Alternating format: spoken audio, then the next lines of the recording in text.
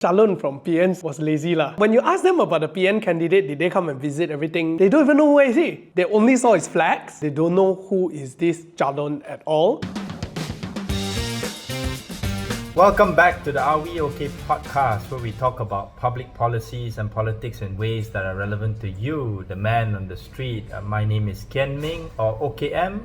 And I'm Peter from Mr. Money. Peter, today is a special recording because I'm actually not in KL. I'm recording this all the way from Gold Coast in Queensland because I'm supposed to be on a holiday with a few of my friends. But I thought it's important for us to again talk about some of the current issues, including the KKB by-election. So what is that I see in the background? There's a bit of a pillow there. You know, what's that? What was that? So this is from our sponsor Zeus. I've not had my Zeus fix for a while, so I think this is a good place to maybe for Zeus to consider expanding. In my hand is the new coconut latte. Yeah, actually not bad, coconut latte.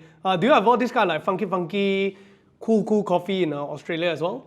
I think got, but they are probably more into their sort of like different kinds of soy milk latte and some other funky stuff that I haven't looked at yet lah. Right. So Peter, ask you to maybe reflect a little bit on the KKB visit that we had last week. How was it like recording the entire show in Bahasa Malaysia? It was fantastic. I've always wanted to do more things in Bahasa. When I looked at the comment down there as well, I saw that there were much more Malay community who actually interacted with the show subsequently. There were a lot of comments left in Bahasa, and there were a lot of people who actually really appreciate it. Yeah, even people left comments in English saying that, hey, well done for doing it in Bahasa, right? And I think another thing for me is that it's the first time that I actually headed down to a campaign ground to actually see campaign itself. Last time I always just go and vote, right? I've never sit down in a coffee shop, waited for the Calon to come and greet me or them having a talk right in the middle. I've been to those big night talks, but I've never been to like on the day kind of thing. How about the experience of interviewing voters from different backgrounds? What was your experience like? Definitely is also the first time that I'm doing it. I do not know, maybe it's the location. Like I've always been in an urban area in PJ, KL area, right? For the first time that I am really going out there into a smaller place, a more smaller town, and speaking of different races, different ethnicity, you can really see the difference in terms of their political sentiment. How welcome are they towards it? Or how apathetic are they towards it? So for me particularly, I can see like when you go to the Chinese kampung, what happens is that the people are much more involved. It's like they really want to engage and tell them their issues. Now, then as we moved on to the Malay area, what we do notice is that aside from having flag, there were not so much of like... Not very interested. They kind of like not bothered, especially the younger Malay crowd. And then when we went to the Indian community, what I noticed there was there were questions, there were complaints, but again, they were not like actively trying to be involved. Then when it comes to the Orang Asli community, so far I think the one that hit me the most when I look at the Orang Asli community is when he said that, hey, for so long, I've occupied this land, right? But I haven't got my grant yet. Every time they just push it behind. And for all I know, the mountain up there that was owned by us, someone else already bought it. And they said that the Calon, some of them are good, but sometimes when it comes to the execution level, there is a little bit of a disengage. Yeah, did you find the comment by the Orang Asli leader that we interviewed who said that actually the former YB was okay, but maybe some of her assistants were not so open in their engagements and in fact talked among themselves in Chinese and said not so nice things about the Orang Asli community, but without knowing that one of the Orang Asli there actually knows how to speak Chinese, right? That's right, I recall that. Yeah, that was very heartbreaking actually. I constantly reminded myself of when I was Wakil Rakyat, when I was an elected rep. Whatever we say, we should be very consistent when we say things to different communities. So it's a good lesson, and I hope that the new YB who's been elected, the candidate from DAP and Pakatan Harapan, Pang Sok Tau, should be able to have a good team who can carry on the legacy of the late YB Lee Ki Hyong and also perhaps improve on some of the gaps that we notice. So Peter, I think one interesting suggestion from YouTube, this is a comment and a suggestion. Hi OK and Peter, congratulations for hosting this special episode in Malay, which is so breathtaking and really impressive. Thank you very much. Perhaps in future you guys can do more outdoor hosting like this, approaching local people and local businesses and having more interaction. Maybe you can have an outdoor segment like this exclusively in Malay and become a part of Are We OK? What do you think about that suggestion? I think that's fantastic. Yeah, probably we should try it more. Maybe next time we should host one particular episode in Kampong Baru itself, or even in a Felda Ladang, something like that, right? Have more honest conversations with different groups of people, and I think if let's say there are different perhaps organizations out there that want to work with us to get different stories that involve different communities through our podcast, definitely welcome that. So Peter, let's move on to the actual results itself. It was not as close as I expected. It was in fact quite a comfortable victory with the Pakatan Harapan candidate winning by a majority of almost 4,000, replicating the success and the results of the state elections and winning about 56% of the popular vote, about a 2% increase in the popular vote. And the opposition Perikatan Nasional winning about 40% of the popular vote. So were the results sort of like what you were expecting based on what you were reading? For me, it was definitely a win by higher margin than I expected. I would think that it's a slim win, especially after when we went to the Malay community speaking to the people. Maybe we missed the night ceramah, so we did not see how it really looked like. Yeah, but for me, definitely the surprising part was the margin. I would think that maybe about 1,000 plus at most. I didn't expect it to be such a comfortable win. Yeah, so I think for me, the interesting thing is always after the election results come out, is to do two things. One is to observe the reaction of the politicians and to try to evaluate that in itself. And then, the other piece of work that I do is to look at the detailed saluran for my analysis. So let me start with the first part first, which is looking at the reaction from many of the politicians from both PH and also UMNO, and then also from the Perikatan Nasional side. Maybe we can start with Perikatan Nasional.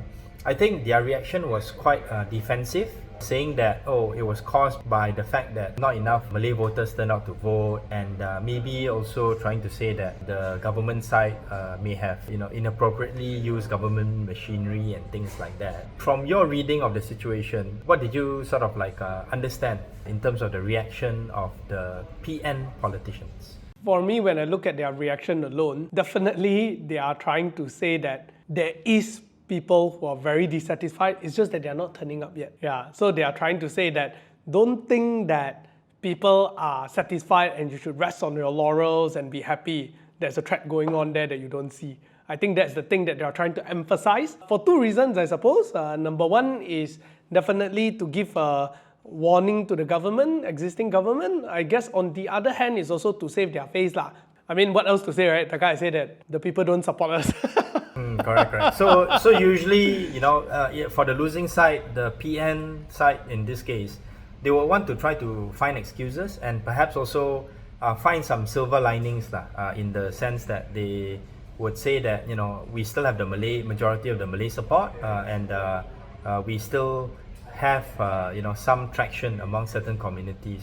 And then for UMNO, I think what was interesting for me to observe was the fact that their Secretary General, Ashraf Dasuki, sort of indicated that the fact that the unity government won the majority of votes in a number of Malay majority polling stations was an indication that Malay support had come back to the unity government, including UMNO.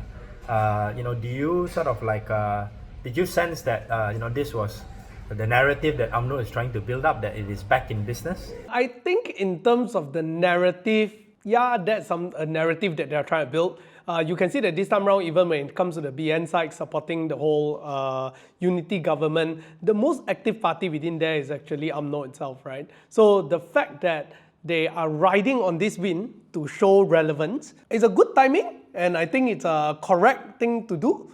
Yeah, wise move, and I mean the credit can say go to them lah. Yeah. Because true, they actually did come out and show that front that while there may be some arguments at the top, there is still a unity amongst the current government. Yeah, and that was important enough to give confidence to voters. So whether the actual results, showed that the Malay vote is going back to UMNO or going back to the unity government, I think we'll share. I'll talk more about this when I talk about the analysis. And then finally on the PH side, I think it's quite interesting to see that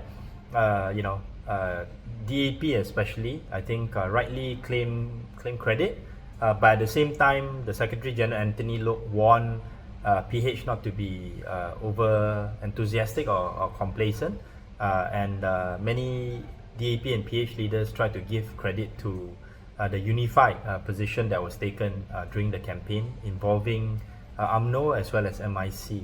On your part, did you get a sense of that kind of unity when we were out there interviewing different people and looking at the campaign?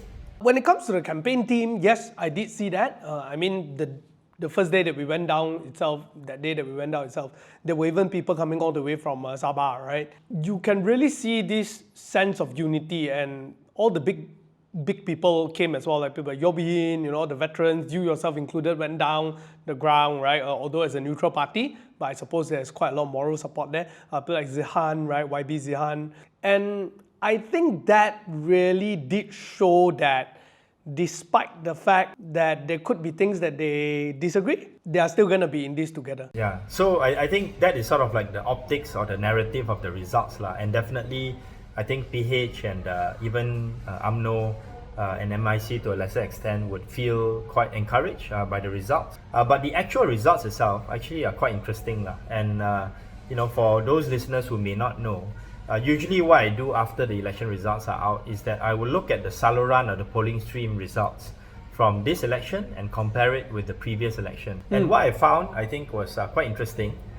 Firstly, one thing I want to note is that despite different rhetoric that's out there, the Malay vote actually stayed with Perikatan Nasional and in fact increased a little bit. In the state elections, Perikatan won slightly less than 80% of the Malay vote.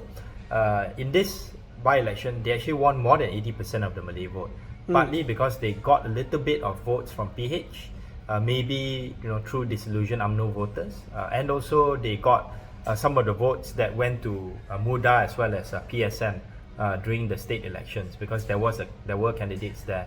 This time the two independent candidates had less than 200 votes, so they were non-factors.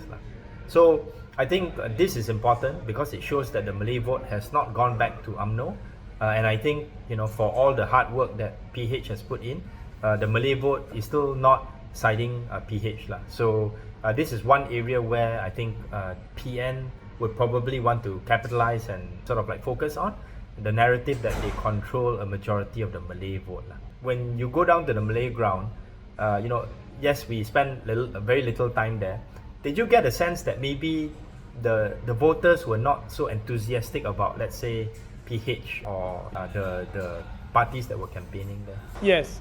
In fact, as you were saying all that, and as I was reading through the results as well, what I think is that one of the major contributions from this win is actually because the calon from PN side was lazy lah. He didn't really go down to the ground lah. So because when we actually went down to the Malay community, even the Indian community, what I do notice is that they were not very excited about it. They were just like, yeah, whatever. And it kind of just needed someone to go and sway them a little bit. But when you ask them about the PN candidate, did they come and visit everything? They don't even know where is he. They only saw his flags.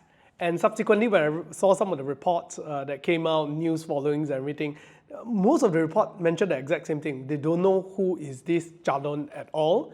And they never see the team going down there, doing any work, doing any big ceramah as well. So I think that's one of the main contribution, like what you said. Yeah, so it's the people not really voting and not really bothered, rather than they are siding PH, you see. Yeah, so I think that's an interesting observation because a lot of people don't realize, and I only found this out when I started campaigning and running in elections, the mood of the campaign actually is very important, right? So the first week of the campaign, I can see the plan clearly on the part of PH. It was Xiao Tao introducing herself in the traditional areas, meaning many of the Chinese areas where the support for DAP would be higher. We needed to consolidate that support first, and then going on to some of the Indian areas. And then second week, that's when Xiao Tao is more comfortable already, consolidated the base. She would move to the Malay majority areas and introduce herself there.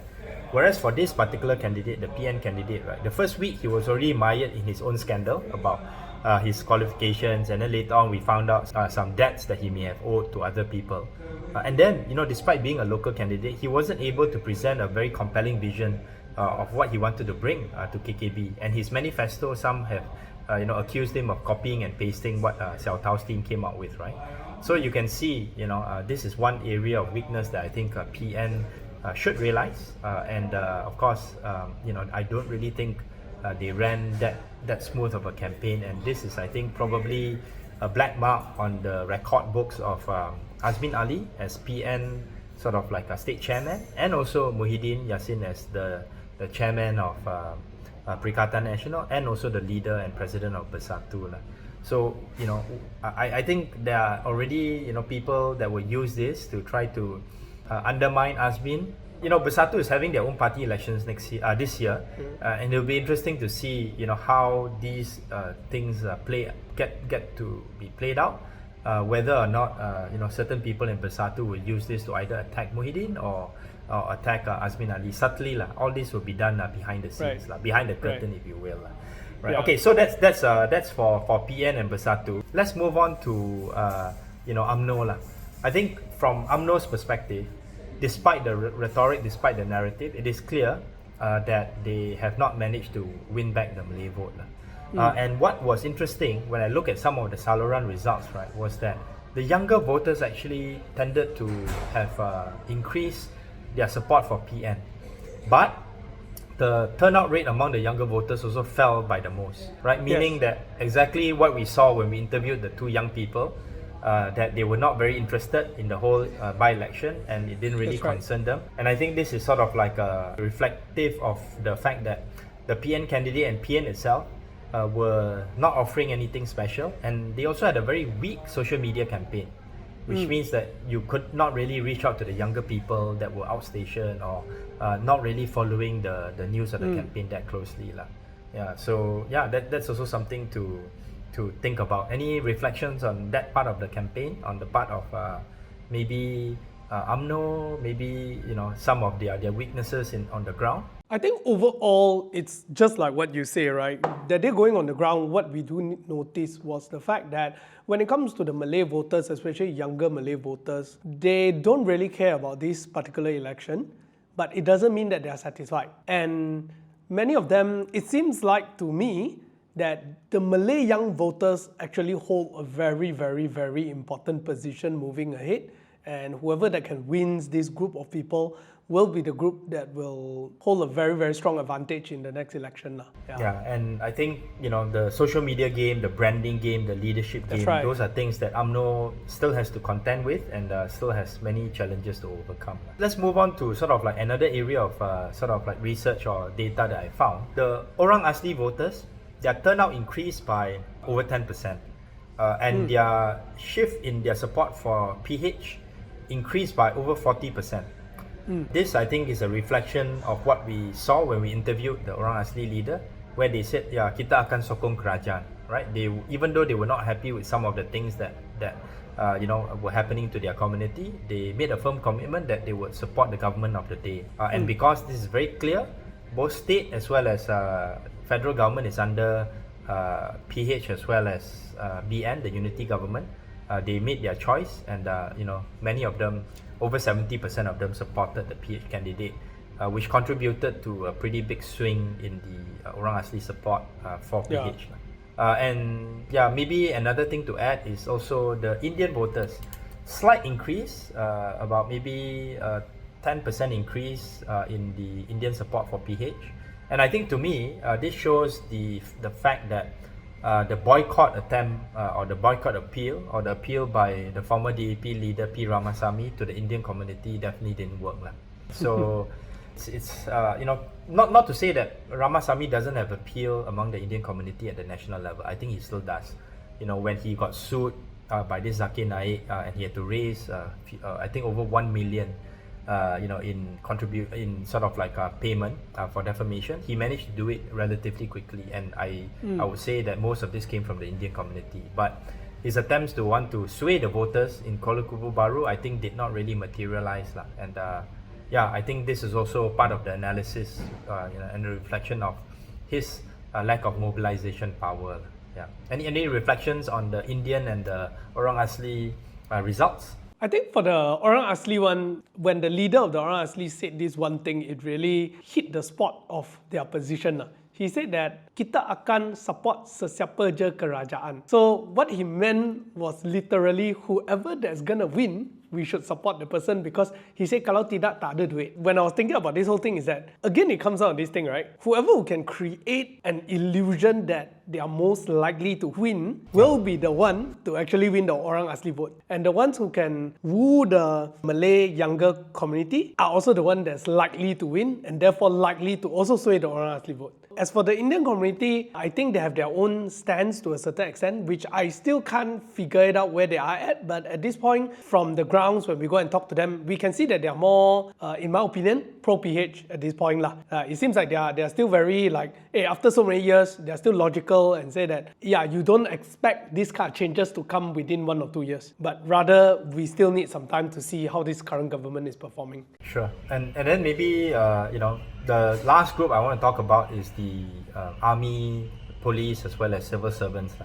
I think here, PH actually, shifted the majority by over 1,000 votes.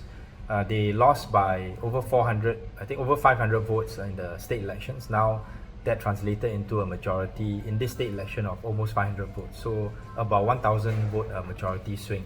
And the majority of these voters supported the PH as well as BN. Probably a sign that they supported the civil service pay increase announcement by Anwar, and also the fact that in a by-election like this, there's a lot more scrutiny on the civil service as well as army and police votes.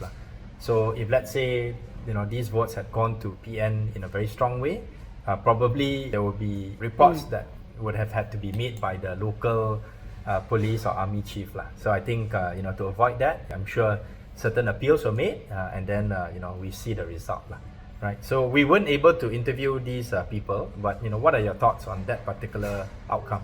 My personal thought is that, just at the same time, our PM also announced for the pay increase. So maybe those are part and parcel of the goodies that affected the sentiment, right? On the other hand, this government seemed to have been able to portray a pretty good image among the civil service, at least at the ground level. That's from what I see. Because I recall when he first became the Prime Minister, he did a series of things, right? Like addressing the public, talking about things. And that was where mainly many of the on-ground civil service people, which holds a large chunk of them, you can see that they feel that this PM is more involved.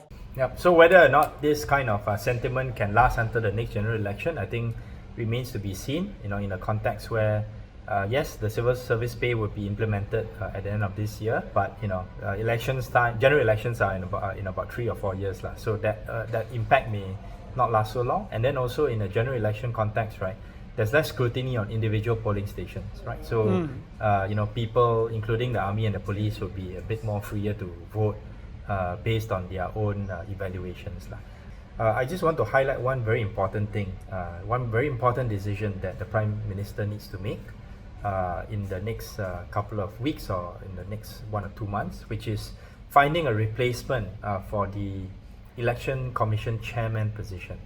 So the Election Commission Chairman, who's a civil servant, had to step down last week on the 9th of May because he's reached the 66 years old age limit, and that's mandated by the Constitution, the Federal Constitution. It is very important, I think, for me to say that the Prime Minister should appoint somebody who is independent, who is not from a traditional civil service background, because of a few challenges that are upcoming. The most important of which is the delimitation of constituencies that takes place once every 10 years or so, and the cycle will begin somewhere in 2026. To get a person who is really proactive, who has the trust of the people and also the political parties. I think that's a very important responsibility.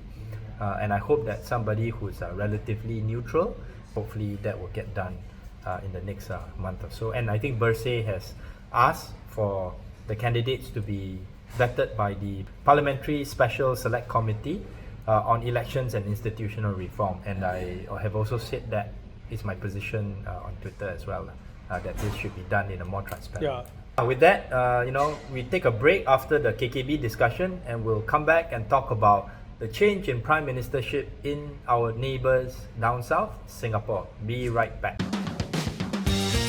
Come back to the RVOK podcast. We just finished talking about the KKB by-election results. Peter, there's something happening on the 15th of May down south in Singapore. And in fact, today on the 14th of May, Prime Minister Lee Hsien Loong submitted his resignation letter as Prime Minister to the President of Singapore, Tharman, and we saw the new Prime Minister Lawrence Wong, submitting some minor changes to the cabinet lineup, including the promotion of the Minister of Trade and Industry, Gan Kim Yong, to be the second Deputy Prime Minister. And some minor changes at the Minister of State level. So, what do you think about this, very smooth transition that's happening in Singapore right now?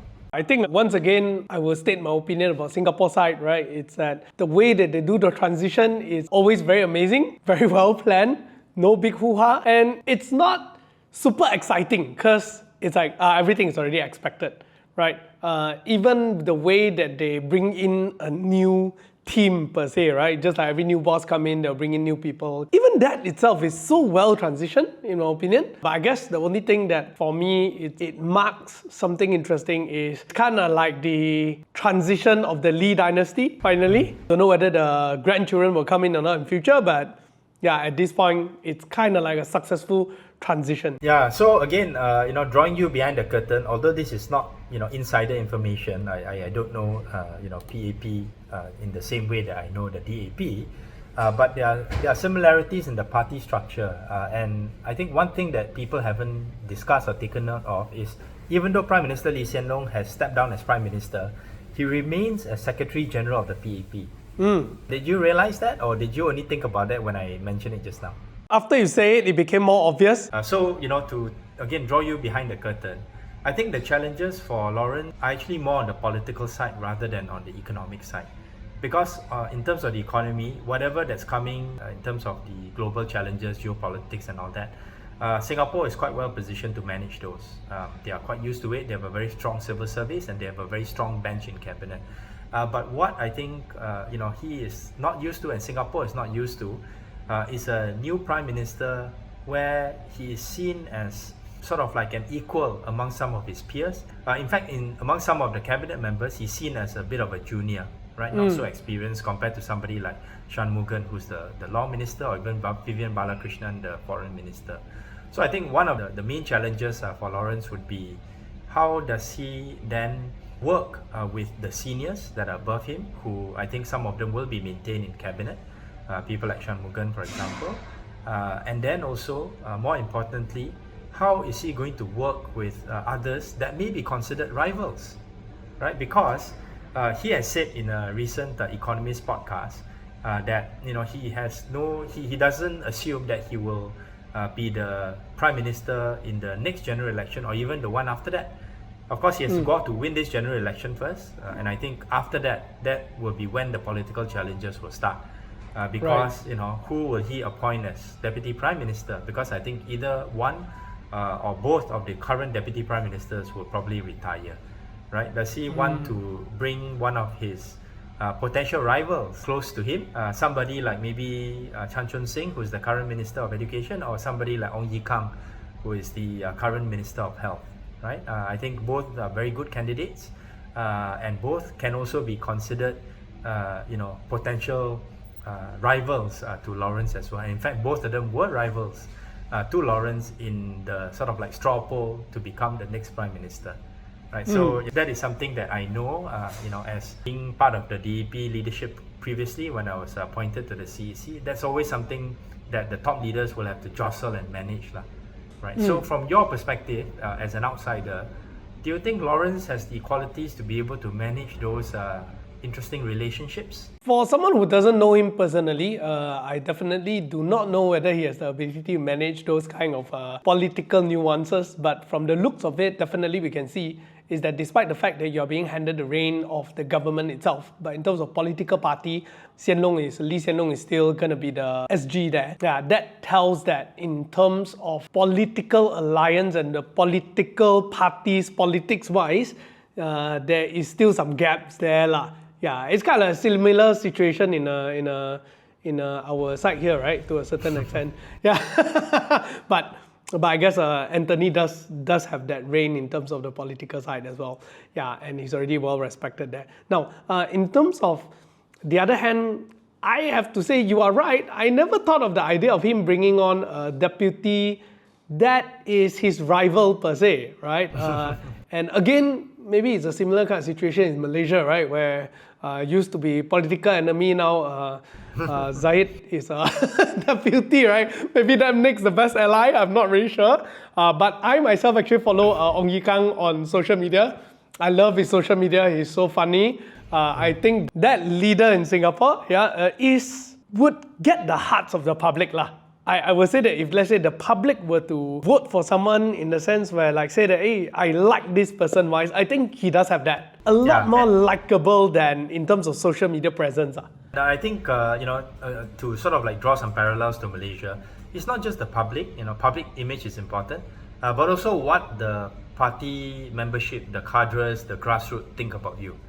Right, so in the DAP context, I think what you say is right. Anthony is very popular and also accepted among the majority of grassroots in the party, and of course he has to have different kind of balancing, political balancing among the different sort of like people of influence within the party. People like Ngah Kok Meng or people like Lim Guan Eng, who holds a lot of branches and controls them in different states. Whereas in Singapore, I think it's less complicated, although I think it may get more complicated if, let's say, the opposition gains more ground after the next general election, which is something that even Lawrence has admitted.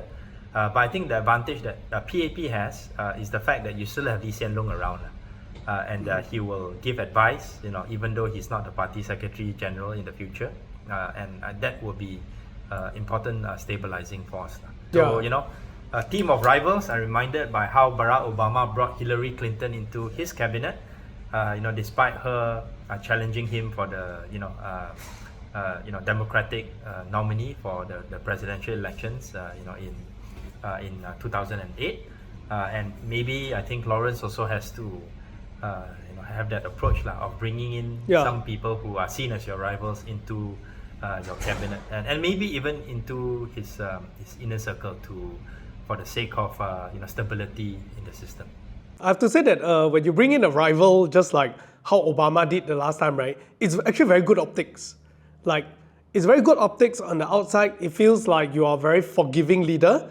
Definitely very different from Trump's current position. Yeah, many people are actually scared that if he becomes the president, rivals are all gonna go missing later, right? At least in the political circle. Yeah, but in this case, if you actually in such a political stable environment like Singapore, I think that if he's able to do that, it will send out a very strong message also to the rival parties that despite the fact that we have disagreement, you can still contribute. And therefore, when you do that, it gives you a chance to prove your leadership ability. So I think that, that thought is actually a very good thought. Well, that's why you're a political strategist, huh? Not a political strategist, but somebody who has been involved in politics, so I'm more pucker or more attuned to some of the political challenges that any leader has to face within his or her own party. Right, so we'll be right back after this to talk about data center investments in Malaysia. Okay guys, welcome to the third part of the Are We OK podcast, and now we're going to quickly talk about data center investments in Malaysia. Why is this important? I think it's because of all the exciting announcements by people like ITL, Nvidia, Microsoft, Amazon, and maybe later on Google as well, that people are excited about this, but at the same time, there's also some caution and some sort of like signals that have been sent out to say that, look, data center investments are good, but they produce relatively few jobs. They consume a lot of energy in terms of electricity and also water. And we really want to understand what is the spillover effects, especially to the local economy. I brought this issue up at the recent National Economic Forum that was organized by the various local chambers of commerce in Malaysia, and the story was reported in The Edge with regards to the need for these kinds of domestic alignment for the data center investments in Malaysia.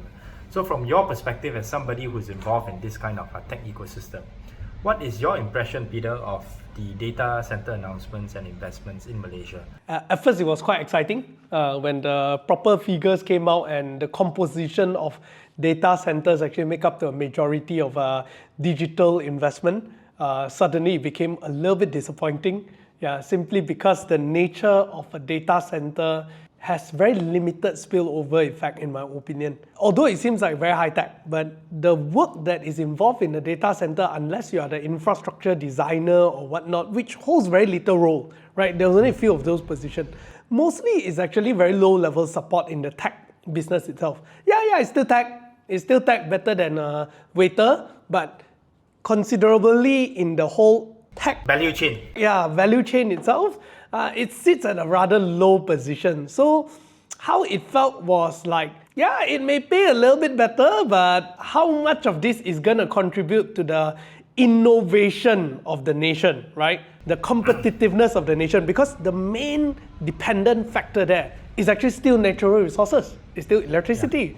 It's still water. It is not coming for your tech. And when this keeps going on again and again, it feels a little bit stuck. I think a few points of note to respond.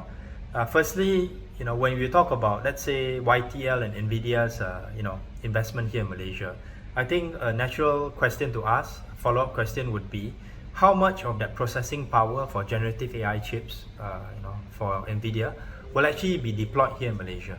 And the reason why this is important is, if let's say most of this power is actually deployed outside Malaysia, then most of the AI-related jobs will also be found outside Malaysia.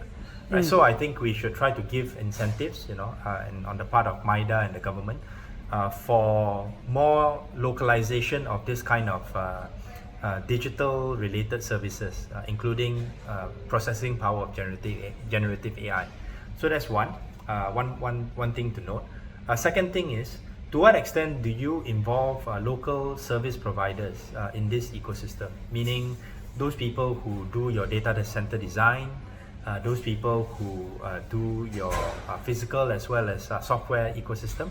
If let's say more of these can be localized, then not just the spillover effects, but some of the technology transfer from a hardware and a software perspective would be more apparent. And then the third thing that we should also think about, which I didn't say in the forum, is to what extent will the government use this processing power themselves?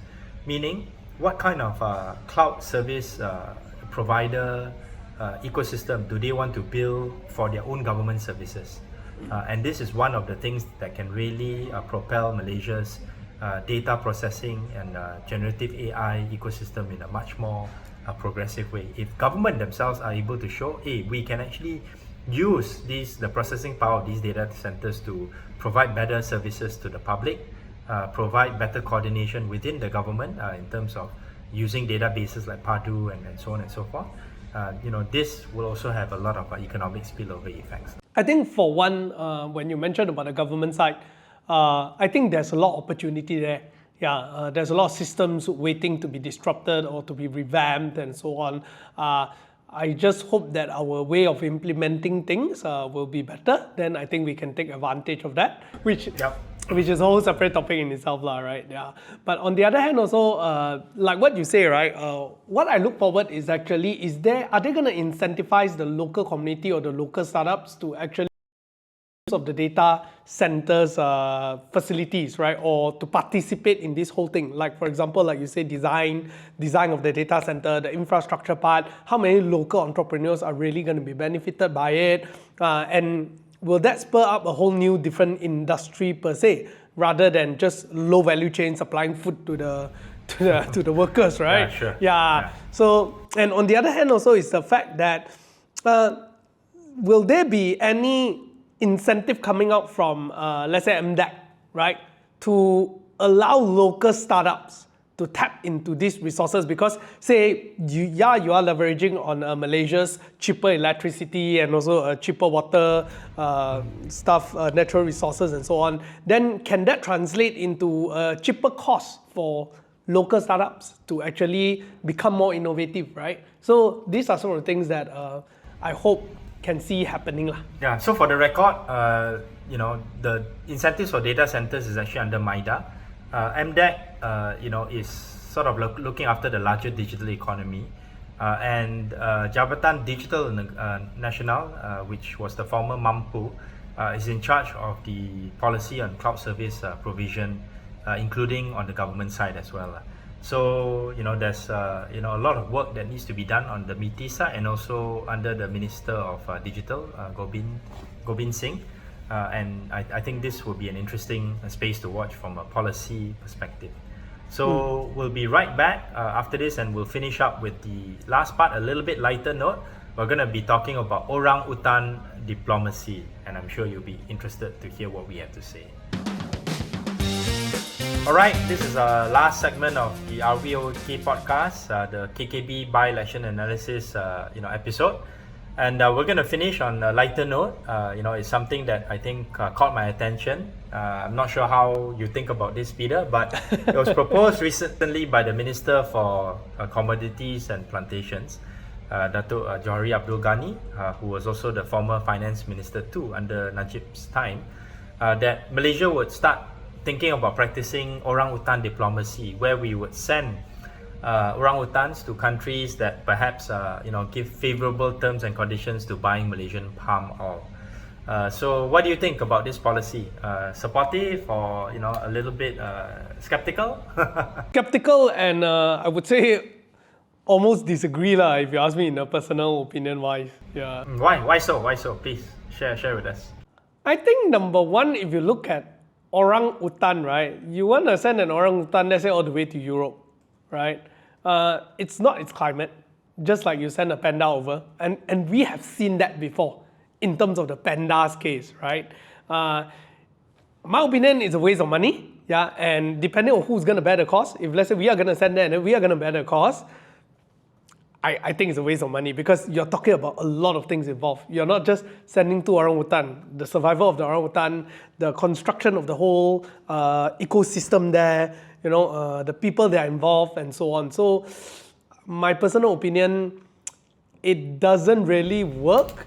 And also finally, I think people today are smarter. It's not like those days where if you want to see an orangutan, you want to see a panda, there was no internet, everything all during those days. So having that panda there really does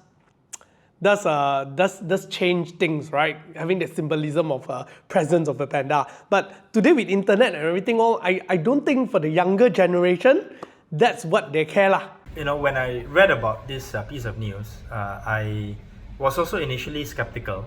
But after giving some considered thought to this, I think the idea can be further refined and shouldn't be just dismissed for the following reasons. I think firstly, there has been a lot of negative publicity with regards to orangutans and the destruction of their habitat here in Malaysia. And maybe in the past, I would say more than 20 years ago, 30, 40 years ago, in places like Sarawak and Sabah, there was a lot of deforestation leading to the destruction of their habitat. But now, I think, because of RSPO, this Roundtable on Sustainable Palm Oil, and many of the big plantation players in Sabah and Sarawak and in Malaysia as well, Peninsula, subscribing and adhering to these standards, and also wanting to adhere to some of the EU standards. Most Malaysian governments at the federal and the state levels have tried their best to subscribe to the no deforestation policy. Right, so this may be a good way for us to highlight the fact that we are in compliance of many of these policies, that the Malaysian Sustainable Palm Oil certification is actually one that is relatively robust and also looks at and takes care of different environmental standards. So having this kind of attention paid may not necessarily be a bad thing if, let's say, we can use this as a way to educate Western consumers of some of the sustainable policies that have been undertaken by the Malaysian government. And I think, Right. I shared with you an article from CNN, reporting, people saying things that are negative about the Malaysian government from Greenpeace and other environmental NGOs. And I think, a lot of this is actually from a very Western bias kind of perspective. And even, I think Malaysians may read this and may have different opinions about this. So as an entry point, I think it should be considered as a way of education. And maybe you don't have to send the orangutans there. Maybe you can ask different countries in Europe or even the US or North America to adopt some of these orangutans in Malaysia, right? Whether it's in the Sepilok, orangutan sanctuary near Sandakan, or the one that's just outside Kuching, right? These can be ways in which we can educate Western consumers that Malaysia actually does have pretty good environmental and forestry standards. I think the interesting part is that if, let's say, we put it that way, and then getting a certain company that involved, putting it all together, and then using that as an education manner to tell them that, hey, actually we are conserving the nature as well, and this is a living proof of it, whether is it adopted here in Malaysia or whether is it there, not in my control. But I think if you're going from that perspective, then I think, if I'm a child, if I happen to be in a zoo or I read it in a textbook, I think that may have a certain effect on me. Why not even think a bit out of the box? I can tag a few orangutans in the wild. I can give them some names. I can send a documentary crew to shoot them and follow them. Shoot them meaning on film, not with a snapper, right? And then these orangutans, with their names and all that, can be adopted by even some of the corporates here in Malaysia, and to link it to larger no deforestation goals, right? And this can be sort of like our public campaign to the world to say that we have good standards and that these orangutans are being protected. They are free to run around in the wild. We can track them using GPS, and then once in a while we can go back and send a film crew inside to go and check on their well-being, and to take pictures and video footage of them. And that may be a better way to try to educate the masses, especially consumers in the West. Yeah, that would be a very, very good idea. It's kind of like World Vision like that, right? Like you adopt a child and then getting the progress report. I think that would work. So it's good actually that these kinds of topics get discussed, and instead of just maybe dismissing them, we should find ways of refining them. And maybe I'll release a press statement on this, and or send my ideas to the minister or the deputy to see whether we can find something a little bit more concrete, and even reach out to some of the plantation companies, whether it's IOI, KLK, Samdabi, or now SD Guthrie, to float this idea and to see how whether there's any traction or not. That's right. Okay, so on this lighter note, anything else to add, Peter? For me, nothing much. I think let's enjoy our weekend. And for those of you who are watching, I want to say thank you very much for supporting this channel. And we hear you. We'll probably go out to do some shoots. I think one of the ideas that we had is actually to go over to Sabah, right? Yeah. Sabah and also Sarawak. Yeah, Sabah and Sarawak. And then maybe as a final sort of like a request, we are at 19,900 subscribers, right? So we're almost at 20,000. So really appreciate your support if you just click on the subscribe button so that we can get to 20,000, and that will be a great milestone, and also a testament of the fact that you guys are supporting our content, right? So with that, I'd like to say goodbye from wonderful Gold Coast in Queensland, and see you back again in KL next week. See you, Peter. And I'll see you guys. Goodbye from Malaysia. Okay, bye-bye. See you guys.